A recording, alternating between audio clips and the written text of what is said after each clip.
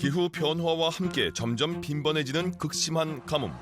하지만 주변을 둘러보면 물은 늘 풍족해 보이기만 합니다.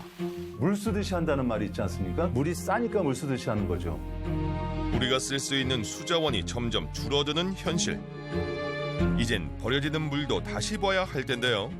비 올 때 모아둔 물을 비 안 올 때 사용하는 물입니다. 버릴 물을 한 번 더 사용을 하는 거기 때문에 상하수도 같이 전략이 되는 거죠. 빗물부터 중수도까지 재이용할 수 있는 수자원은 생각보다 활용할 곳이 많습니다.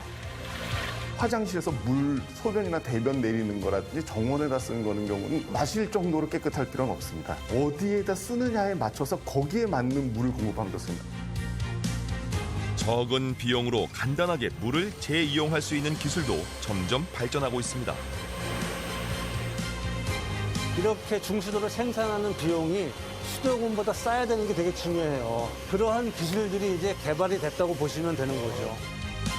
부족한 수자원을 효율적으로 활용할 수 있는 물의 재이용 방법. 버려지는 물의 재탄생 과정을 지금부터 함께 알아봅니다.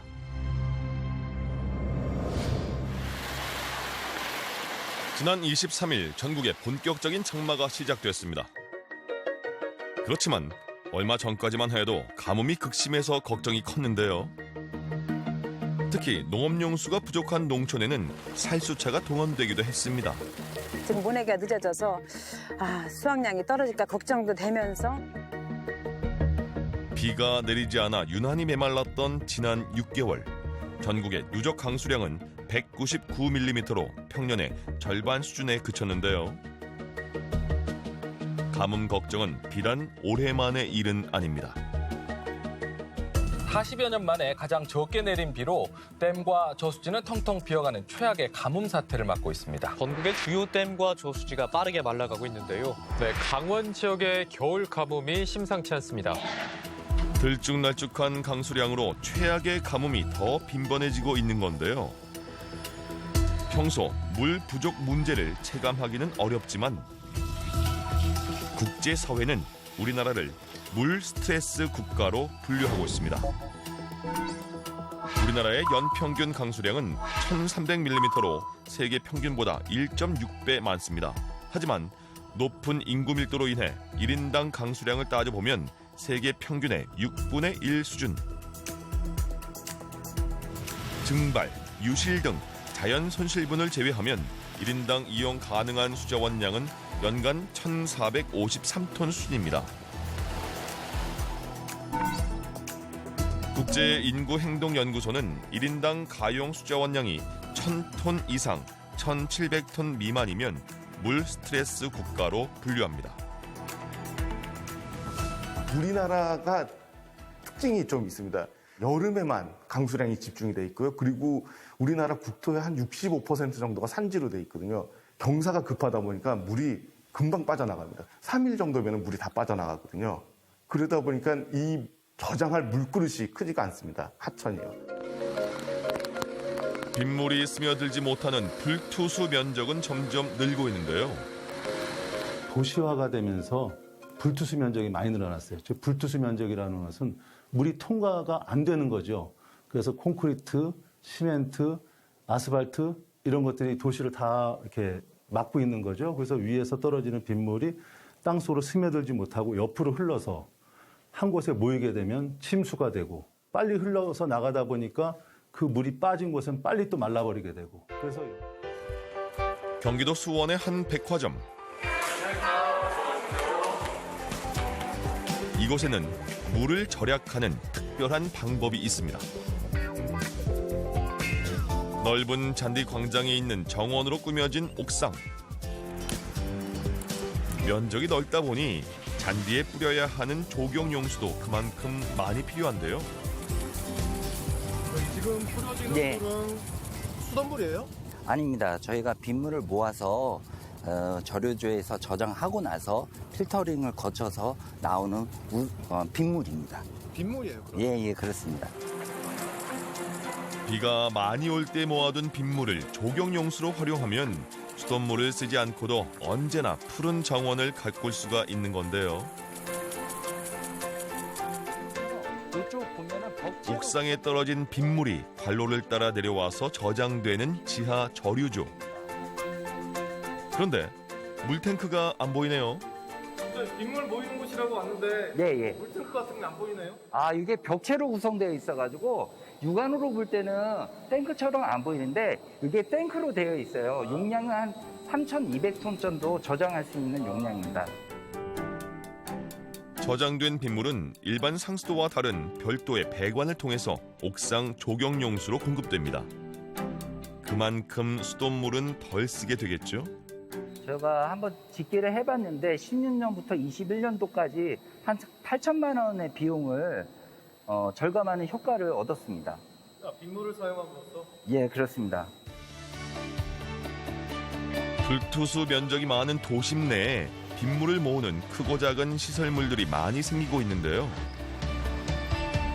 빗물을 모으면 침수 피해도 줄이고 수돗물 대신 다양한 곳에 활용할 수도 있습니다.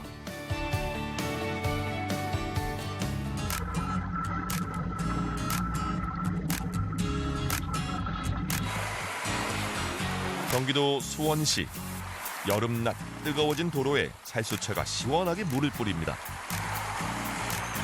도심 열섬 현상도 막고 비산먼지도 줄일 수 있는데요. 그런데 도중에 물이 떨어진 살수차가 수원 월드컵 경기장 앞 도로에 멈춰섭니다.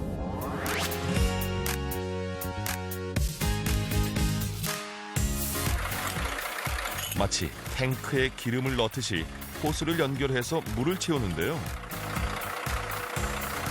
여기에 공급되는 물은 수돗물이 아닌 빗물입니다. 빗물을 쉽게 이용할 수 있게 만든 빗물 공급기인데요. 여기 있는 물은 어디서 네. 오는 물이에요? 월드컵 경기장 지붕에 떨어지는 빗물을 저류조에 한번 저장해뒀다가 다시 이곳으로 나오게 되는 겁니다. 도로 옆에 설치돼 있는데 네. 일반 시민들도 사용할 수 있는 거예요? 네, 저희 시청으로 전화 주시면은 자동으로 이 공급 장치가 가동되면서 이용하실 수 있습니다. 무료인가요? 네, 무료 맞습니다. 무료예요? 네. 노면에 자동으로 물을 뿌리는 장치 역시 빗물을 이용합니다. 수원시에 있는 크고 작은 빗물 저장 시설만 300여 개. 지난 한 해 동안 이용한 빗물은 무려 2만 7천 톤에 달합니다. 그만큼의 수돗물을 덜 사용한 셈인데요. 하늘에서 내리는 소중한 수자원 빗물. 생각보다 이 빗물을 활용할 수 있는 곳은 많지만 문제는 강수량입니다. 비가 내리지 않으면 필요한 곳에 안정적으로 사용할 수가 없는 건데요.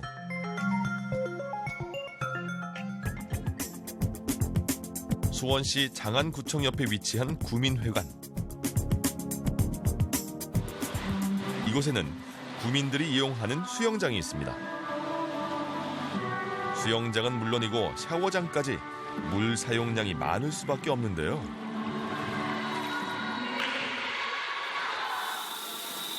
대부분의 물이 간단한 샤워 용도로 이용되는 만큼 이 구민회관에서 배출되는 하수는 다른 생활하수에 비해서 오염도가 그리 크지는 않습니다. 많이 더럽지 않은 물이 모두 하수구에 그대로 버려지는 상황. 이 물을 다시 한번 활용할 수 있는 방법은 없는 걸까요? 배출되는 하수가 모이는 지하 시설실로 가봤습니다. 이 물이 이제 샤워장에서 사용한 물이 내려오는데 그거를 이제 여기서 머리카락이라든지 큰 이물질들은 걸러주고 한 번 더 저희가 걸러준 물을 밖으로 배수를 하는데 배수를 하는 물을 일부를 이제 저쪽으로 넘겨서 탱크에 저장을 하는 거예요. 그래서 재이용을 하는 겁니다. 다소 생소하게 느껴지는 물 재이용.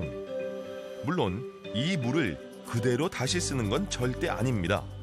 물속 이물질이나 세균, 냄새 등을 제거하는 정화 처리를 거친 후에 용도도 변기 세정수나 조경 용수로만 사용하는 건데요.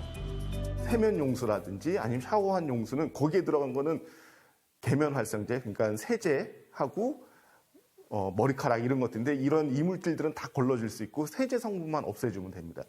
만약에 우리가 한 가지로만 오염이 됐다고 하면요. 그 한 가지에 대해서 처리는 굉장히 쉽습니다. 수도처럼 깨끗한 물은 아닌 거죠? 아, 그렇죠. 마실 수 있는 물은 아니고 화장실에서 쓸 수 있는 그러니까 그런 상태의 물로 만드는 거고요. 이렇게 한 번 이용한 물을 다시 처리해서 정해진 용도로 사용하는 걸 중수도 혹은 저농도 오수라고 합니다.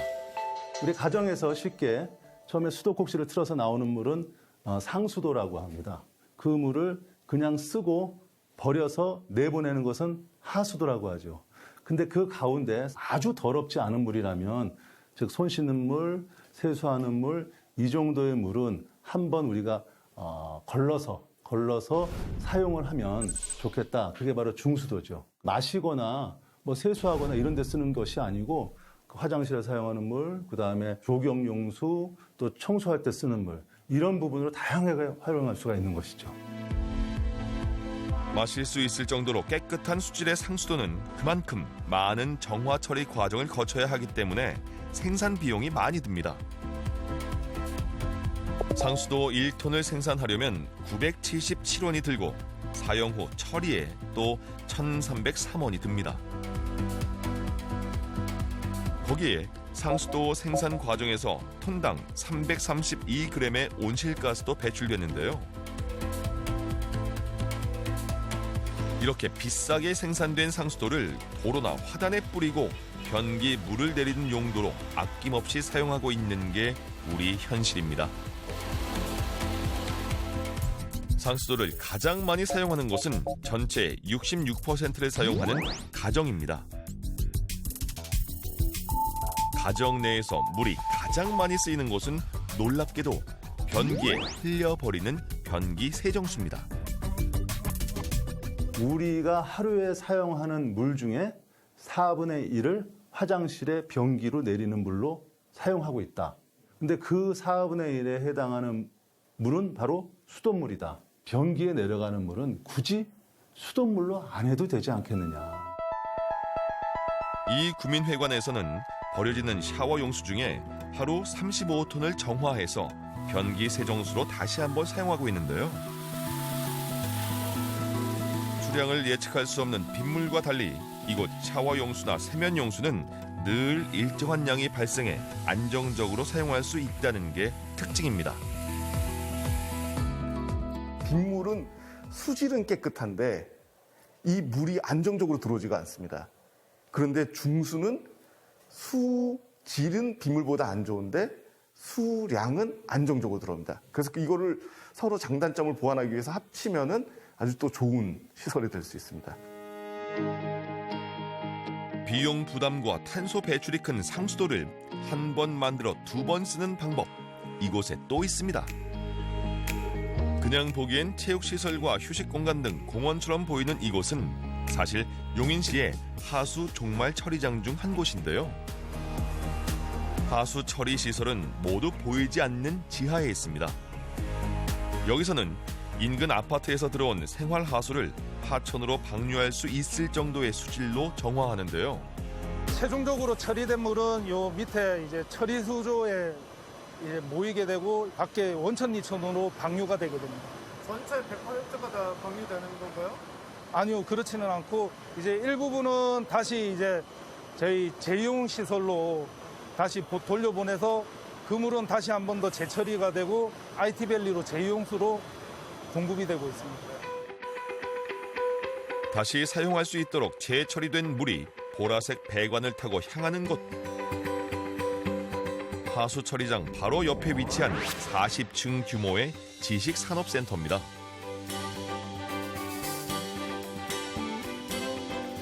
이 건물 지하에는 엄청난 규모의 물탱크가 있는데요.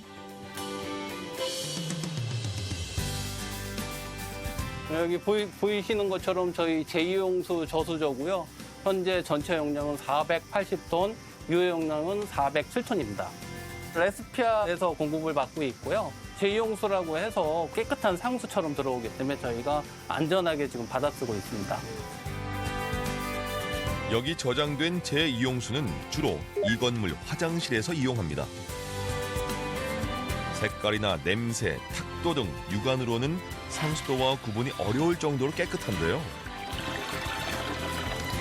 건물 내 별도의 정화 장치 없이 저렴한 중수도를 활용할 수 있습니다.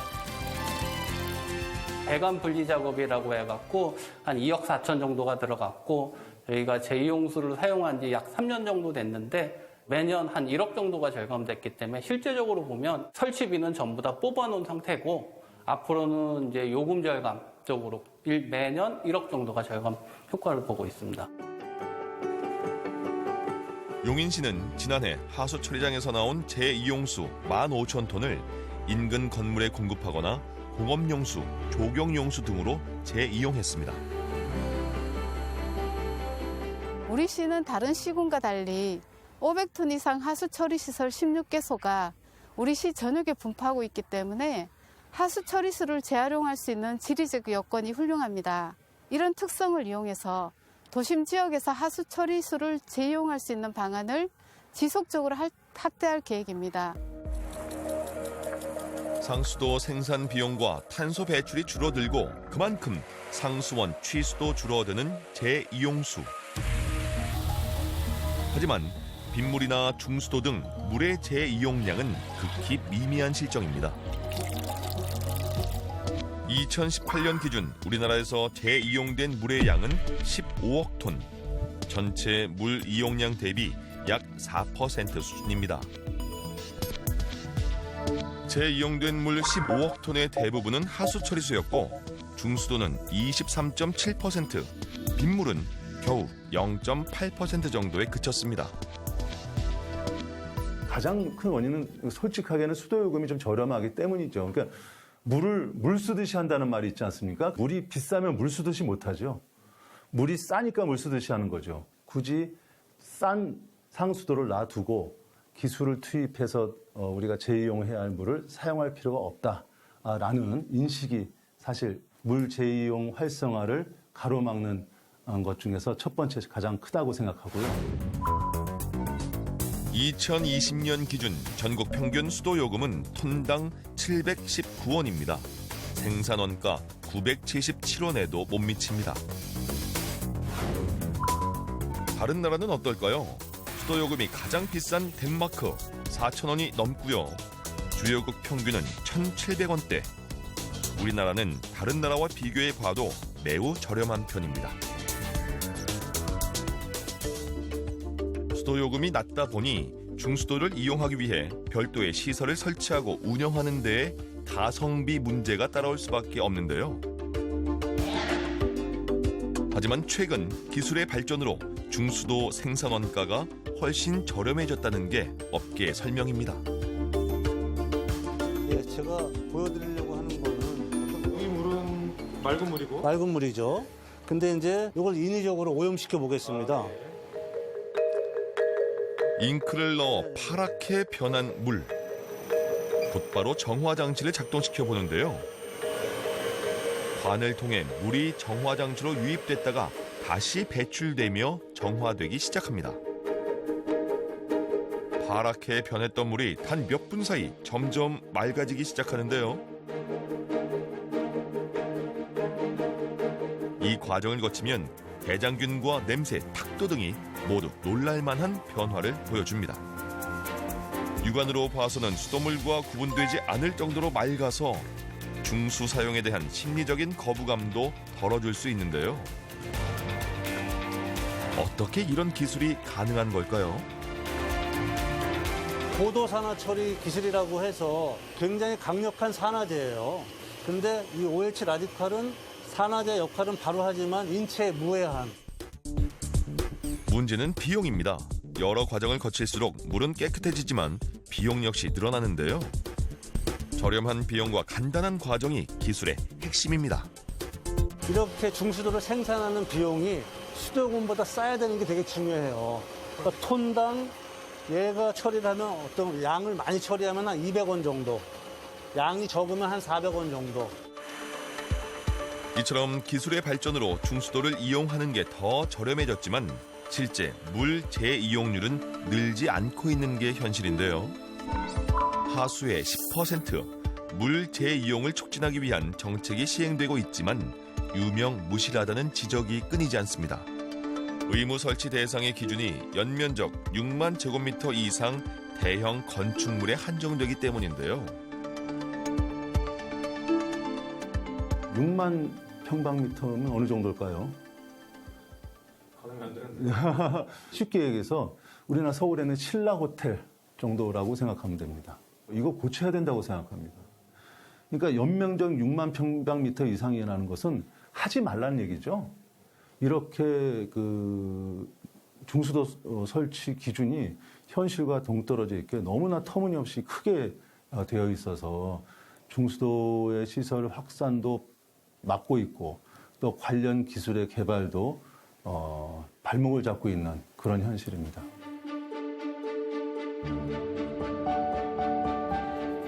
우리가 쓰는 물의 양은 해마다 점점 더 늘고 있습니다.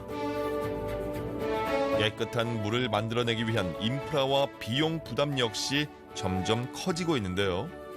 자, 댐을 만들고 관로를 만들고 뭐 전기 들어가는 게 다 결국은 어떤 재화를 만들다 보면 탄소가 들어가게 돼 있잖아요.